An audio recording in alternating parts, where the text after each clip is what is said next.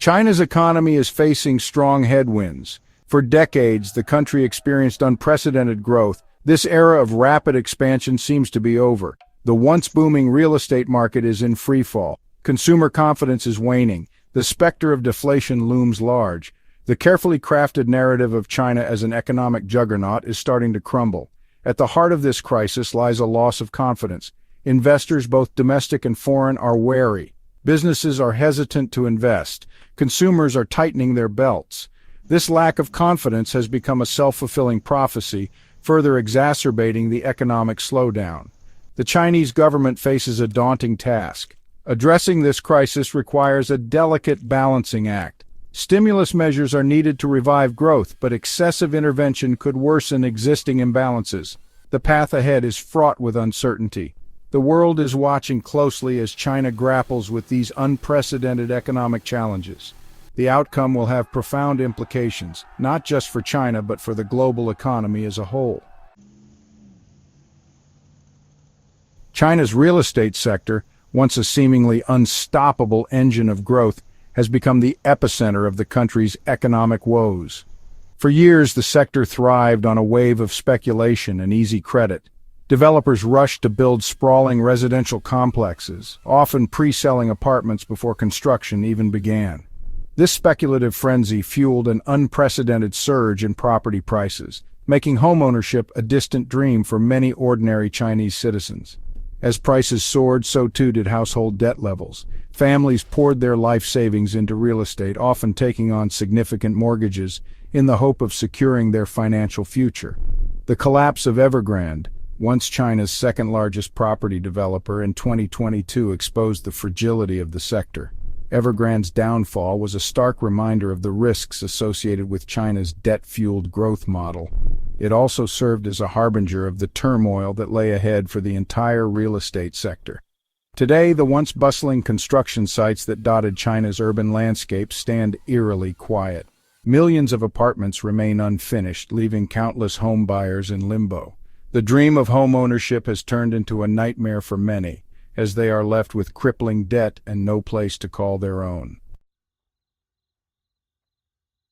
As the cracks in China's real estate market widened, a wave of mortgage boycotts erupted across the country, signaling a growing sense of desperation among homeowners. Frustrated by stalled construction projects and dwindling prospects of ever receiving their homes, disillusioned buyers collectively refused to continue making payments on their mortgages. These boycotts, which began in the summer of 2024, quickly gained traction, spreading like wildfire across social media platforms. What started as isolated protests by a handful of disgruntled homeowners quickly morphed into a nationwide movement that shook the foundations of China's financial system. The mortgage boycotts were unprecedented in their scale and audacity, posing a direct challenge to the Chinese authorities. For a government accustomed to maintaining tight control over social and economic narratives, these widespread acts of defiance were deeply concerning. The boycotts also exposed the deep-seated resentment that had been building for years among ordinary Chinese citizens who felt increasingly priced out of the housing market. The boycotts were not just about unfinished apartments, they were about broken promises, shattered dreams, and a growing sense of inequality. The turmoil in China's real estate sector quickly spread to the banking system, raising fears of a full-blown financial crisis. Chinese banks, particularly smaller regional institutions, had heavily invested in real estate, both directly and through loans to developers. As the value of these assets plummeted, banks faced mounting losses and a surge in bad debts. The mortgage boycotts further exacerbated the crisis in the banking sector. With homeowners refusing to make payments on their mortgages, banks were starved of liquidity, making it increasingly difficult for them to meet their own financial obligations.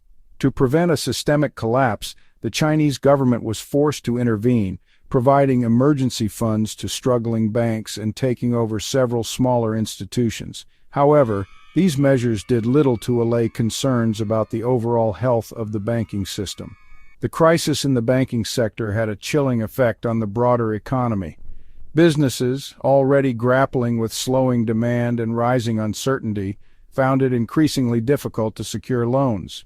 Credit markets froze up, further constricting economic activity. The plight of China's youth: unemployment and disillusionment. China's youth bore the brunt of economic woes, with unemployment soaring to record highs. Millions of graduates faced fierce competition for dwindling opportunities. Frustrations were palpable, with many feeling disillusioned. The economic slowdown shattered aspirations, leaving a generation uncertain. Some embraced a simpler lifestyle, rejecting career pressures. Others vented frustrations on social media despite government censorship. The social unrest and political challenges presented the Chinese Communist Party with one of its most formidable tests in decades.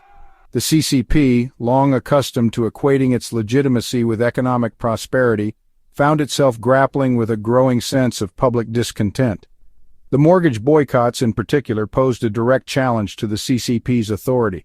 The sight of ordinary citizens openly defying the government, even if only in the realm of economic policy, was deeply unsettling for a regime that prized social stability above all else.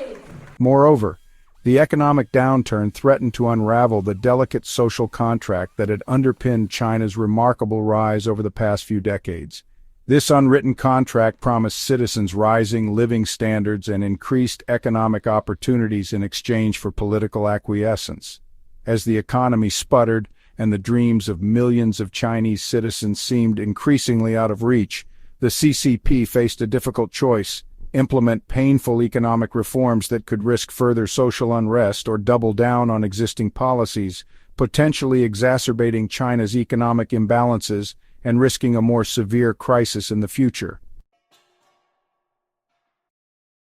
China's economic woes had profound implications that extended far beyond its borders, sending shockwaves through the global economy. As the world's second-largest economy and a major engine of global growth, China's slowdown had a ripple effect on businesses, investors, and consumers worldwide. One of the most immediate impacts was felt in global commodity markets. China's insatiable demand for raw materials from oil and copper to iron ore and soybeans had driven a commodities supercycle in the early 21st century. However, as China's economy slowed, so too did its appetite for these raw materials, causing commodity prices to tumble.